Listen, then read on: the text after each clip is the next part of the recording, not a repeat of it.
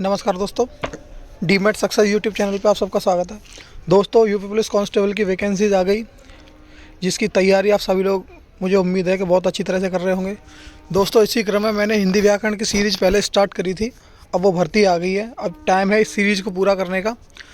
तो हमने 4 चैप्टर पहले कर लिए थे, 5वां चैप्टर हम आज से स्टार्ट कर रहे हैं, जो कि है हमारा शब्द परिवर्तन की इकाइयाँ। देखिए, संज्ञा, सर्वनाम, क्रिया, विशेषण, यानी हमने अविकारी और विकारी ये शब्द पढ़ लिए थे। अब विकार की जो इकाइयाँ होती हैं वो 4 हैं तुम्हारी। जो विकार आता है वो लिंग के आधार पे, वचन के आधार पे, काल और कारक, ये विकार की इकाइयाँ होती हैं, शब्द परिवर्तन की इकाइयाँ। तो अब हम इनको पढ़ेंगे। चलिए स्टार्ट करते हैं। दोस्तों, सबसे पहले देखिए, हम इसमें पढ़ेंगे काल।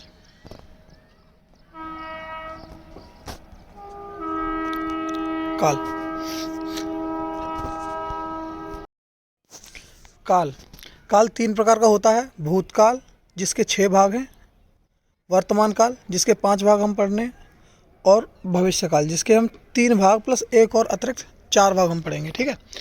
अंग्रेजी के सेंटेंसेस से बिल्कुल मिलता हुआ है। अगर जिसने अंग्रेजी के टेंस पढ़े हैं तो उसको यहाँ बहुत आसानी होगी। देखिए, सबसे पहले स्टार्ट करते हैं भूतकाल, यानी पास्ट टेंस। ऐसे सेंटेंसेस जिनसे कार्य का बीते हुए समय में होने का बोध होगा, उन्हें हम क्या कहेंगे?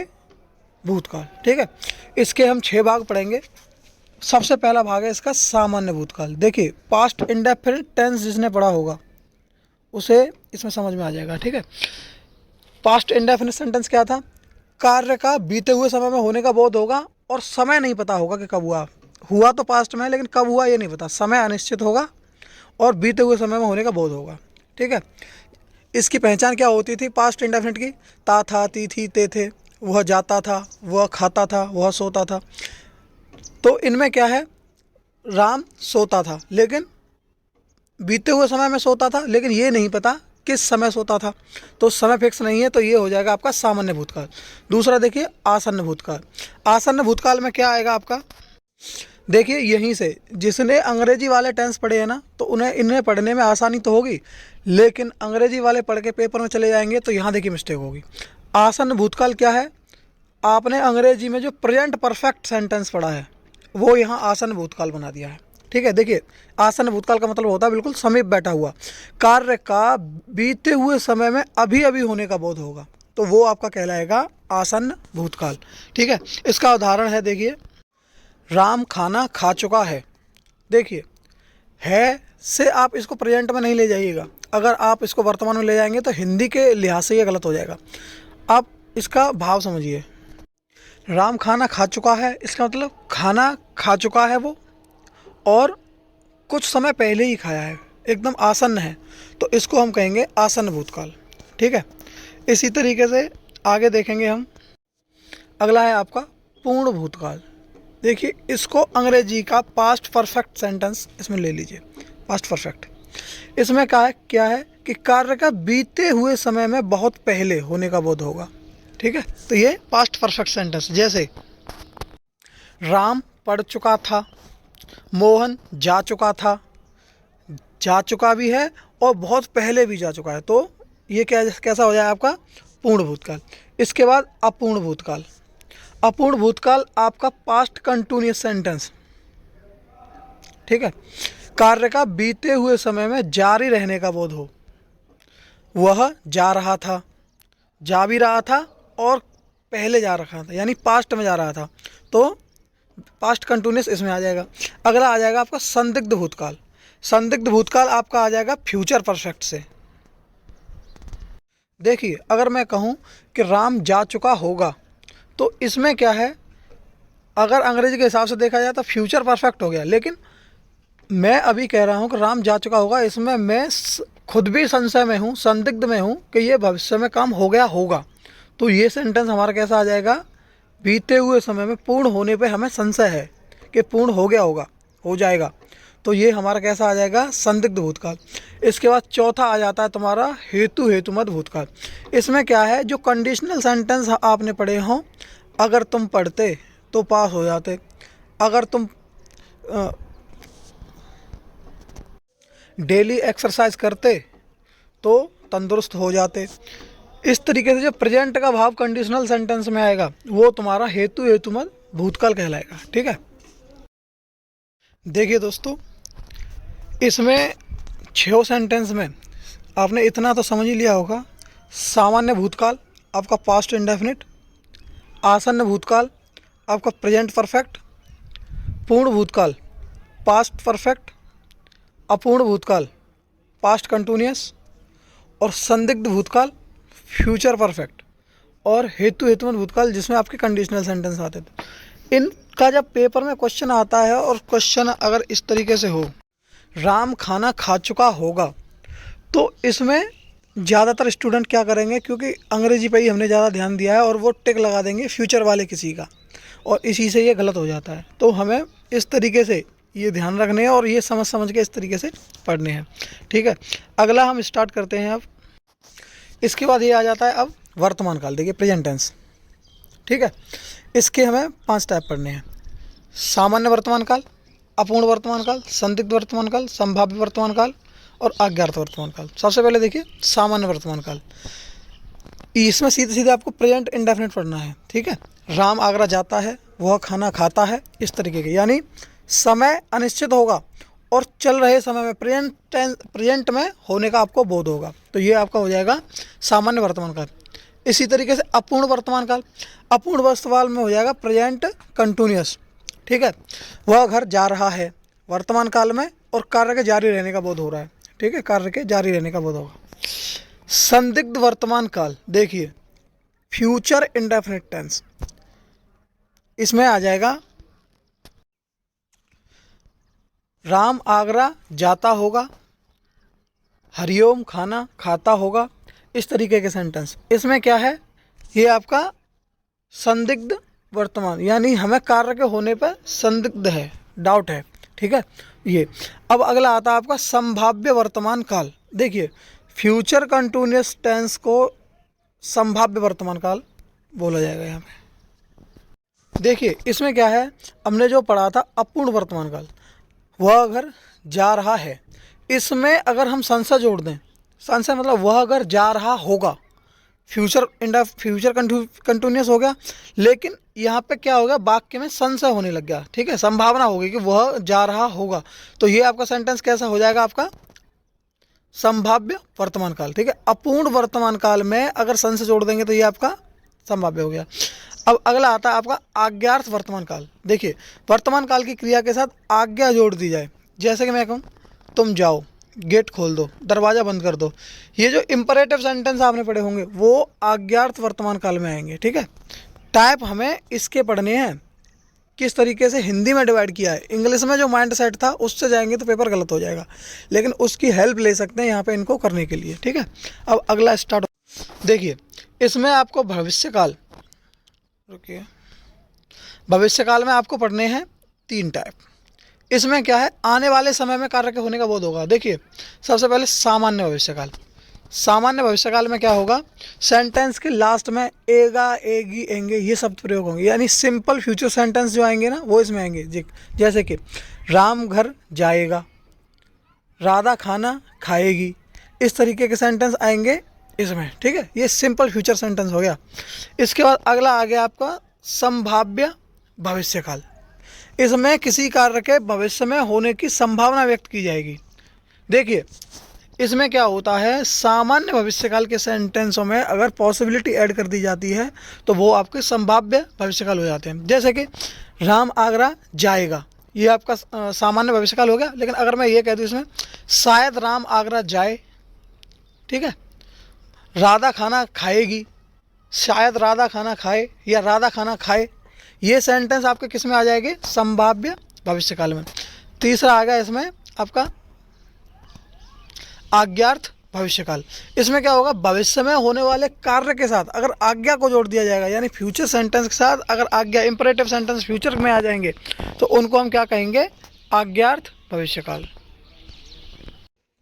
इसमें सेंटेंसेस आएंगे जैसे कि आप घर चले जाइएगा, उसको बता दीजिएगा, आप ही आइएगा, इस तरीके के सेंटेंस, किसी को आज्ञा देना भविष्यकाल में, ये आ जाएगा आपका आज्ञार्थ भविष्यकाल। इसके बाद देखिए ये सेंटेंस आपके बॉक्स वगैरह में नहीं है। ये है हेतु हेतुमत भविष्यकाल। इसमें क्या है, जैसे प्रेजेंट में था, पास्ट में था आपका कंडीशनल फ्यूचर सेंटेंसेस, जैसे कि अगर तुम पढ़ोगे तो पास हो जाओगे, इस तरीके की फ्यूचर में अगर बात करी जाएंगी तो वो इसमें आएंगे। ठीक है दोस्तों, ये टेंस हमारे ख़त्म हो गए हैं। इसके बाद हम अगला टॉपिक स्टार्ट करते हैं। दूसरा हम टॉपिक लेते हैं कारक। देखें कारकों में दोस्तों देखो, सबने पहले से पढ़े हैं, थोड़े से और समझेंगे और जल्दी से निकलेंगे यहाँ से। कारक है हमारे कुल 8। कारक क्या होता है, कार्य को करने वाला कारक कहलाएगा। ठीक है, कुल हमारे कितने कारक हैं, 8। सबसे पहले कर्ता कारक, कर्म कारक, कर्ण कारक, संप्रदान कारक, अपादान कारक, संबंध कारक, अधिकरण कारक और संबोधन कारक। ठीक है, ये कारक हैं और ये इनके सामने दी गई हैं इनकी विभक्तियाँ।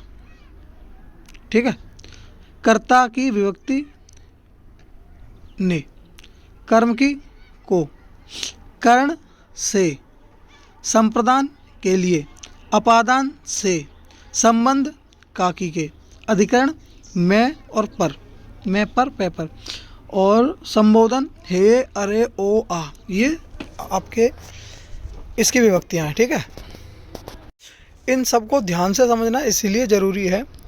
सेंटेंस में जब कभी भी संज्ञा, सर्वनाम, क्रिया, विशेषण, इन सब का पता लगाना होगा ना, तो उसमें ये हेल्प करेंगे। विभक्ति चिन्हों के आधार पर ही हम किसी चीज़ को डिसाइड कर पाएंगे कि कौन कर्ता है, कौन कर्म है, कौन क्रिया है, कौन विशेषण है। ठीक है, हमेशा कर्ता कारक के लास्ट में ने आ जाएगा। जैसे राम ने रावण को मारा, तो ने कारक चिन्ह है, उसके पहले जो शब्द होगा वो कर्ता होगा। ठीक है, तो ने के पहले राम है तो राम हमारा कर्ता हो जाएगा। रावण को मारा, को क्या है हमारा कर्म कारक है, तो रावण यहाँ पे क्या हो जाएगा, हमारा कर्म हो जाएगा। इसी प्रकार राम ने रावण को बाण से मारा। ठीक है, देखिए जो क्या कहते हैं साधन है जिसके द्वारा मारा, से या के द्वारा जहाँ पे आता है वो हमारा कर्ण कारक होता है। ठीक है, संप्रदान ये उद्देश्य को बताता है किसके लिए काम किया गया। ठीक है, तो जैसे मान लीजिए राम ने रावण को बाण से धर्म के लिए मारा। ठीक है, तो के लिए आ गया। ठीक है, अपादान यहाँ पे ये जैसे पत्ता पेड़ से गिरता है, इस से का अर्थ होता है अलग होने की फॉर्म में। ठीक है, पत्ता क्या हो रहा है, पेड़ से गिर रहा है। इसमें मैं आपको एक आगे कन्फ्यूजिंग सेंटेंस भी बताऊंगा। इसी प्रकार से संबंध कारक क्या बताएगा, जैसे राम का भाई, राम की बहन, तो ये संबंध बताएगा कि जो बहन है वो किसकी है, राम की है। तो जहाँ का लग गया, का से पहले अगर राम आ रहा है तो राम से संबंध स्थापित कर रहा है। ठीक है, अधिकरण छत पर, घर में, ये आपको अधिकरण कारक से पता चलेगा। इसके बाद संबोधन से ये है अरे हो आ, ये एक्सक्लेमेटरी सेंटेंस जो आपने पढ़ा होगा वो है। इसमें ज़्यादा और समझने की कोई आवश्यकता नहीं है। चलिए आगे चलते हैं। इसके अलावा देखिए ये कुछ काम की चीज़ें हैं। ठीक है, देखो प्रत्येक कारक की अपनी एक निश्चित विभक्ति होती है और ये दो कारकों की विभक्तियाँ समान होंगी तो उनका व्यवहार अलग अलग होगा। ठीक है, दूसरा एक वाक्य में एक से अधिक कारक प्रयुक्त तो हो सकते हैं लेकिन एक जगह पर नहीं हो सकते। ठीक है, अलग अलग प्रयुक्त होंगे।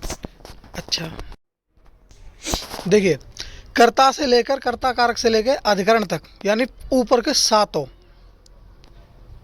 कर्ता से लेकर अधिकरण तक,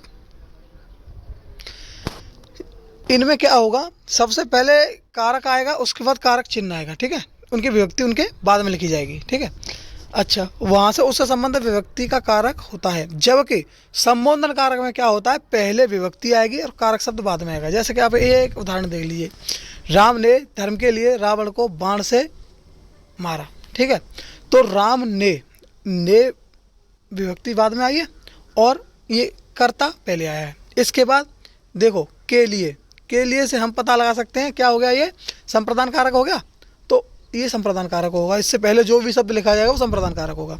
देखिए बाण से पहले लिखा हुआ है से। ठीक है, तो से क्या है, आपका वेपन दिखा रहा है, तो ये आपका क्या हो गया, कर्ण कारक हो गया, साधन को बता रहा है आपके को। अच्छा को कर्म कारक है, तो इससे पहले जो भी होगा वो आपका कर्ण कारक हो जाएगा। ठीक है, कर्म कारक हो जाएगा ये। अगर इसी के अलावा कहीं लिखा हो हे राम, ये क्या हो गया, इसमें देखो हे शब्द पहले आ जाएगा और राम शब्द बाद में आएगा, यानी कारक बाद में और विभक्ति पहले, इस तरीके से। अब हमारे दो टॉपिक बच जाते हैं, लिंग और वचन। देखिए दोस्तों, लिंग और वचन, इनमें कोई रॉकेट साइंस या कोई फार्मूला ना तो मैंने कभी लगाया और ना ही मैं चाहूँगा कि आप भी लगाएं। सीधा इसका ज़्यादा से ज़्यादा रिवीजन जितना किया जाए उतना ज़्यादा बेटर होगा। इसमें मैंने कुछ इंपॉर्टेंट उदाहरण नोट किए हैं और इसके बाद जो एक्सरसाइज का हम चैप्टर लगाएंगे इसके जस्ट बाद, उसमें वो सारी चीज़ कवर करेंगे। देखिए, जैसे कि नौकर का नौकरानी, जेठ का जेठानी, मेहतर का मेहतरानी, देवर का देवरानी, क्षत्रिय छत्राणी, चौधरी चौधरानी, मुगल मुगलानी, भव का भवानी। देखिए ये एक इम्पोर्टेंट है, ठीक है। पंडित पंडितायन, ठाकुर ठकुरायन, चौधरी चौधरायन। देखिए बंदर का बंदरिया, डिब्बे का डिबिया, कुत्ता कुतिया, कुम्हार कुम्हारिन, नाई नाइन, लोहार लोहारिन, सुनार सुनारिन, जुलाहा जुलाहिन, पड़ोसी पड़ोसिन, चमार चमारिन और नाग का नागिन। आप लोग इनको नोट कर लीजिएगा और एक दो बार रिवीजन जरूर कर लीजिएगा, ठीक है। यहीं पढ़ के यहीं छोड़ देंगे तो ये नहीं हो पाएगा, ठीक है। देखिए बाबू, बाबू का बबुआयन, पंडा पंडायन, हलवाई हलवायन, ओझा ओझायन, चौबे चौबायन, लड़का लड़की, गूंगा गूंगी, कबूतर कबूतरी, पहाड़ का पहाड़ी, गोप का गोपी, घोड़ा का घोड़ी, बच्चा का बच्ची, रस्सा का रस्सी, तरुण का तरुणी, हाथी का हथिनी, तपस्वी का तपस्विनी, हंस का हंसिनी, एकाकी का एकाकिनी, स्वामी का स्वामिनी, अभिमानी का अभिमानिनी, यशस्वी का यशस्विनी, हितकारी का हितकारिणी, संयोजक का संयोजिका, गायक का गायिका, नायक का नायिका, लेखक का लेखिका, परिचायक का परिचायिका, बालक का बालिका। इसके बाद देव का देवी, नर्तक नर्तकी, बूढ़ा बुढ़िया, बूढ़ी नहीं बुढ़िया, चिड़ा का चिड़िया, बेटा का बेटी भी हो जाएगा और बिटिया भी हो जाएगा, गुड्डा गुड़िया, चूहा चूहिया, पाठक पाठिका, अध्यापक अध्यापिका, गुणवान गुणवती, भाग्यवान भाग्यवती, भगवान भगवती, शक्तिमान शक्तिमती और सत्यवान का सत्यवती। सत्यवान का सावित्री मत कर देना, अगर ये आया तो सावित्री जरूर आएगा सर। प्रिय का प्रिया, देखिए यहाँ ये इम्पोर्टेंट है, ये फंस सकता है। छात्र ये ऊपर वाला, ठीक है। छात्र का छात्रा, सुत का सुता, प्रियतम प्रियतमा, पूज्य पूज्या, ये इम्पोर्टेंट है, ठीक है। शूद्र शूद्रा, बाल बाला, आचार्य आचार्या, कर्ता कर्ता कर्त्री, वक्ता वक्त्री।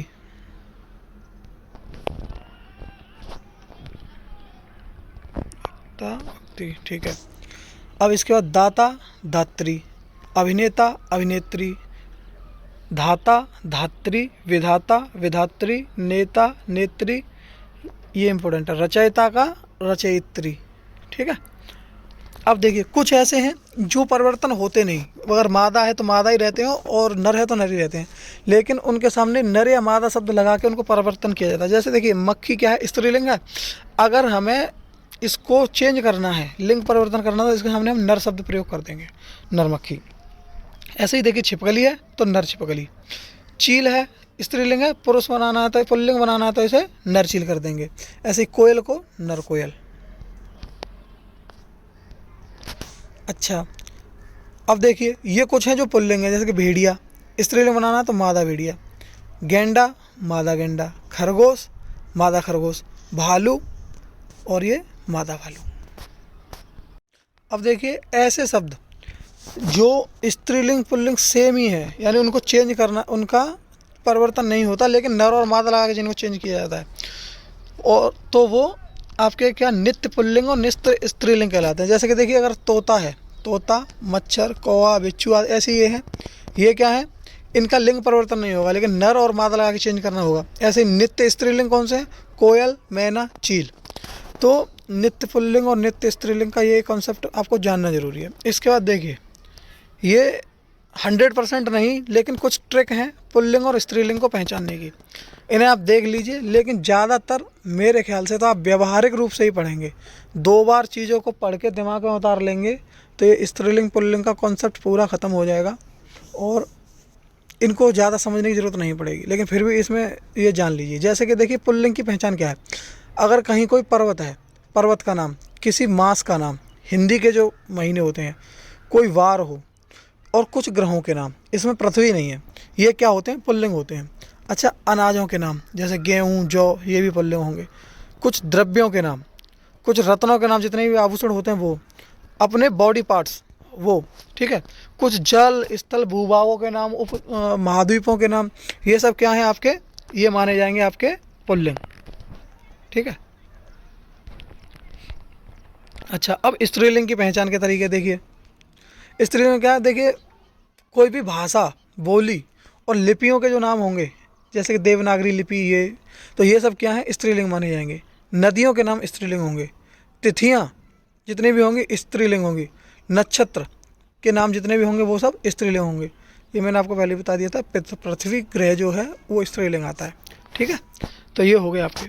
देखिए, इस लिंग को पढ़ने का और कोई तरीका नहीं है, इसको आप 1 या 2 बार रिवीजन जरूर कर लीजिएगा। इसके अलावा आपको लगाने मेरे साथ प्रैक्टिस सेट। हम आदित्य की बुक को हमेशा प्रेफर करते हैं, उसमें इतना अच्छा कलेक्शन है वोकैबुलरी का।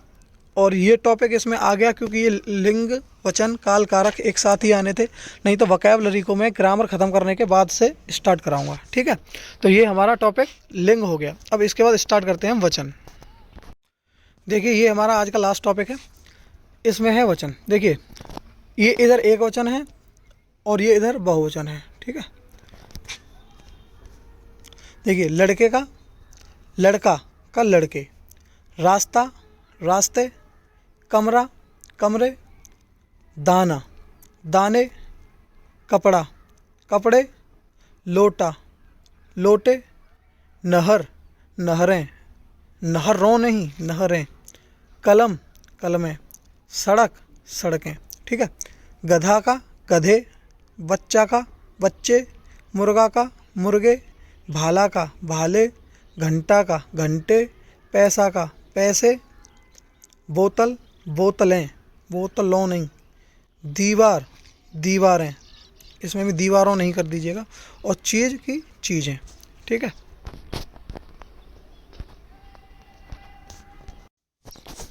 इसके बाद देखिए, बाँह, बाहें, पुस्तक, पुस्तकें, महिला, महिलाएं। यूपीएससी 2016 के मेरे पेपर में ये क्वेश्चन था, मेरे से गलत हो गया, मैं महिलाओं करके आया था। कथा, कथाएं, कविता, कविताएं, साला, सालाएं, बधू, बधुएं, गौ, गौएं, माता, माताएं, दवा, दवाएं, शक्ति, शक्तियाँ, गृहिणी, गृहिणियाँ, पंक्ति, पंक्तियाँ, स्त्री, स्त्रियाँ, नारी, नारियाँ, गली, गलियाँ, बुढ़िया, बुढ़ियाँ, रीति, रीतियाँ, लड़की, लड़कियाँ, नदी, नदियाँ। इसके बाद देखिए, नदी, नदियाँ, मछली, मछलियाँ, नाली, नालियाँ, रानी, रानियाँ, लड़की, लड़कियाँ, डिबिया, डिबियाँ, टोपी और टोपियाँ। ये आपके कुछ मैंने यहाँ उदाहरण लिखे थे आपके एक वचन और बहुवचन के। इसके अलावा अब देखिए, ये कुछ सेंटेंस और रह जाते हैं आपके लिए। इसमें क्या है, कुछ शब्द ऐसे हैं जो हमेशा बहुवचन में ही प्रयोग किए जाएंगे, ठीक है। उनका एक वचन ना बनेगा ना बनाएंगे। आंसू, आंसू आ गए, केस खुल गए, समाचार मिल गए, दर्शन हो गए, प्राण पखेरु उड़ गए, हस्ताक्षर हो गए, बाल, लोग, प्रजा, रोम और होश। ये शब्द ऐसे हैं जो हमेशा आपके प्लूरल में ही यूज होंगे। इसके हमेशा एक वचन में रहने वाले शब्द हैं क्रोध, क्षमा, छाया, प्रेम, जल, जनता, पानी, दूध, वर्षा, हवा और आग, ठीक है। एक वचन और बहुवचन दोनों में समान जो रहेंगे, पानी, प्रेम, प्यार, भय, क्रोध और दान, ये ऐसे शब्द हैं जिनका एक वचन भी यही रहेगा और बहुवचन भी यही रहेगा। अब देखिए कुछ ये शब्द और हैं ऐसे शब्द जिनको प्लूरल बनाने के लिए इन शब्दों को जोड़ दिया जाता है। जैसे कि देखिए वर्ग, पक्षी को अगर बहुवचन बनाना होता है तो वहाँ पक्षी वर्ग लिख दिया जाता है, ठीक है। वृंद, गण, ठीक है, याचक गण, लोग, आम लोग, जन, ये ऐसे शब्द हैं, इनको जोड़कर भी किसी शब्द को प्लूरल बना दिया जाता है। दोस्तों ये ख़त्म हो चुका है हमारा शब्द परिवर्तन की इकाइयाँ। इसके बाद देखिए हम प्रैक्टिस सेट लगाएंगे। हमने संज्ञा, सर्वनाम, क्रिया, विशेषण और आपके जितने भी अविकारी शब्द थे आपके, ठीक है, समुच्चय बोधक, क्रिया विशेषण और जितने भी हैं वो सारे, तो और ये हमारे क्या कहते हैं शब्द परिवर्तन की इकाइयाँ। तो इनसे संबंधित अब हम प्रैक्टिस सेट लगाएंगे, उसके बाद फिर हम आगे स्टार्ट करेंगे दूसरा टॉपिक, ठीक है। अब अगर देखा जाए तो हमारा शब्द विचार लगभग ख़त्म हो चुका है और इसमें अब आ जाएगा हमारा क्या कहते हैं, एक तो तत्सम, तद्भव, देशज, विदेशज वो वाली चीज़ रह रही हैं और उपसर्ग और प्रत्यय ये रह रहे हैं। दोस्तों हमारे ट्रेनिंग सेंटर के बीच से रेल की पटरी है, इसलिए यहाँ रेल की वॉइस हमेशा होती रहती है, तो उसमें थोड़ा डिस्टर्बेंस होता है। इन्हीं सब चीज़ों को लेके मैं वीडियो भी मैंने डालना बंद कर दिया था, तो अब स्टार्ट हुआ है। देखिए हिंदी आपकी हमेशा एक स्कोरिंग सब्जेक्ट रहेगी, यूपी पुलिस कांस्टेबल हो या एसआई हो, ठीक है। कर तो इसमें सब लेंगे, लेकिन जो कोई भी अगर 40 क्वेश्चन थे हमारे पेपर में, तो उसमें अगर 35 प्लस लेके आएगा तो ये बहुत ज़्यादा मैटर करेगा, ठीक है। और अगर ये जो मैं करा रहा हूँ इसको आप नोट करते रहिएगा, ठीक है। और प्रैक्टिस सेट ज़रूर 2-2 बार लगा लीजिएगा आप। और प्रैक्टिस सेट हम आदित्य की बुक के ही लगाएंगे, आपको पता है पहले से, तो इसमें कुछ भी नहीं छूटेगा। और पेपर मैं गारंटी दे रहा हूँ 36 प्लस मार्क्स इसमें आपके आ जाएंगे, ठीक है। हम रचनाओं तक को जितनी भी रचनाएं हैं या जितने भी पुरस्कार हैं हिंदी के, क्योंकि सिलेबस में ये सब चीज़ें आपके में डाल दी गई हैं, आप देखना वो सारी चीज़ें इसमें कवर करेंगे, ठीक है। Wish you all the best भाई, सभी अपना पढ़ाई करें। जय हिंद।